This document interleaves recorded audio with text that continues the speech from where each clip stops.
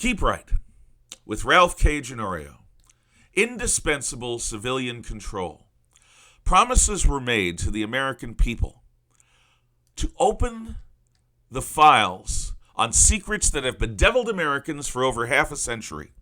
President Trump, Attorney General Bondi, and FBI Director Patel all committed themselves to revealing what government insiders know about matters such as unidentified flying objects, the Epstein files, the Diddy files, and the assassinations of President John F. Kennedy, Senator Robert F. Kennedy, and the Reverend Dr. Martin Luther King Jr. As of this writing, these promises remain unfulfilled. Increasingly, it seems that the federal law enforcement and intelligence services are in open rebellion against their constitutional masters. Leaders within the Central Intelligence Agency actually communicated to the Department of Government Efficiency and more broadly to the Trump administration that their budgets would remain untouchable and opaque. Note that this was expressed in the form of a command. President Harry S. Truman once faced a similar challenge to his authority. General of the Army Douglas MacArthur, who had been a leading theater commander during World War II as well as the American shogun of Japan afterwards, commanded United Nations and United States forces in Korea. MacArthur insisted that the aggressive measures must be taken against the massive and decisive intervention of Red Chinese troops into the Korean War. In particular, MacArthur deemed it necessary to destroy bridges across the Yalu River, which separates Chinese Manchuria from North Korea. He also advocated massive airstrikes into Manchuria to disrupt Chinese communist efforts to reinforce and resupply both their expeditionary forces and troops loyal to North Korean dictator Kim Il-sung. More critically, MacArthur was negotiating with the Kuomintang leader Chiang Kai-Shek to send Chinese nationalist forces from Taiwan to South Korea. These nationalists had been driven from the Asiatic mainland a mere 2 years before. Introducing them into the Korean War would in effect reignite the Chinese Civil War. This was political dynamite. Truman calculated that resuming that conflict between Chinese nationalists and Chinese communists would likely bring Stalin's Soviet Union into direct conflict with the United Nations and United States forces, likely somewhere in Manchuria. Were that to happen, the full conventional of the Soviet Red Army would be in play. So would the recently developed Soviet atomic bomb. Such a conflict would likely spread well beyond northeastern China and the Korean Peninsula. The Red Army could plausibly invade Central and Western Europe, crushing our allies who were still living in the rubble of World War II. In short, Truman believed that MacArthur's intentions could ignite World War III. Whether he was correct is debatable.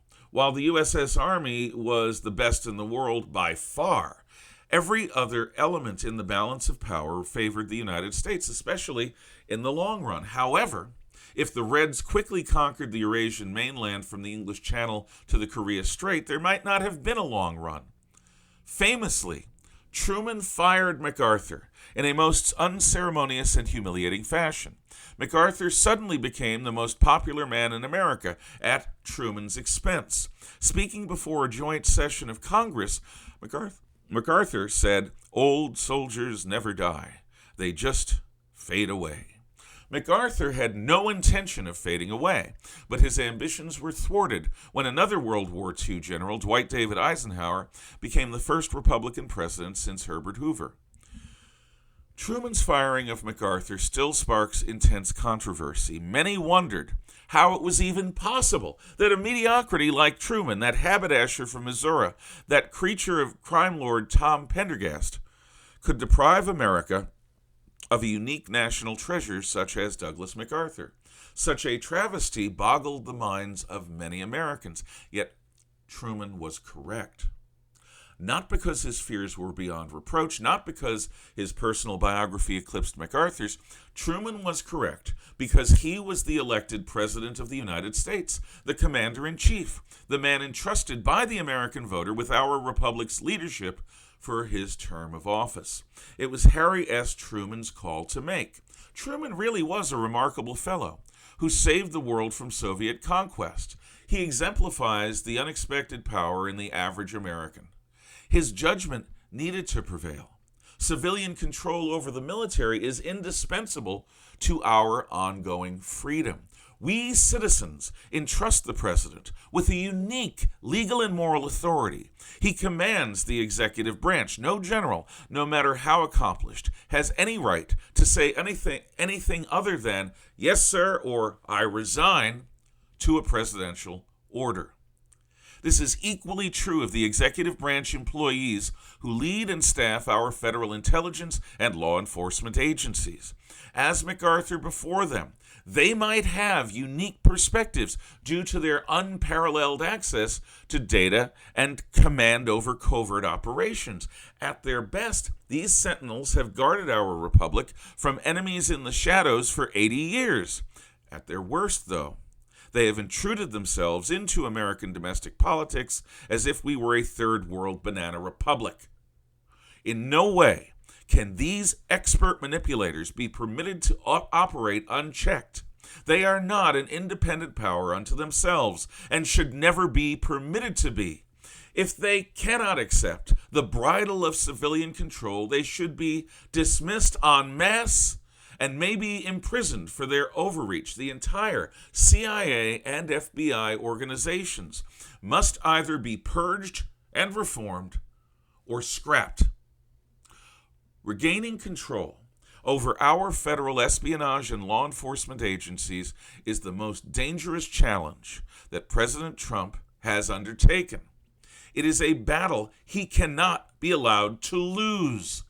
Either the American voters' choice as chief executive will prevail over the executive branch of the federal government of the United States, or an unelected cabal will rule from the shadows unchecked. The evidence of restored civilian control will be a full and unrestricted release of all information on UFOs, Epstein, Diddy, JFK, MLK, and RFK. At this point, no secrets that these officials may be hiding can be more dangerous to our republic than the preservation of such secrecy against the orders of the elected president and the expressed will of the American people. Either way this turns out, we citizens will learn difficult truths. Thank you.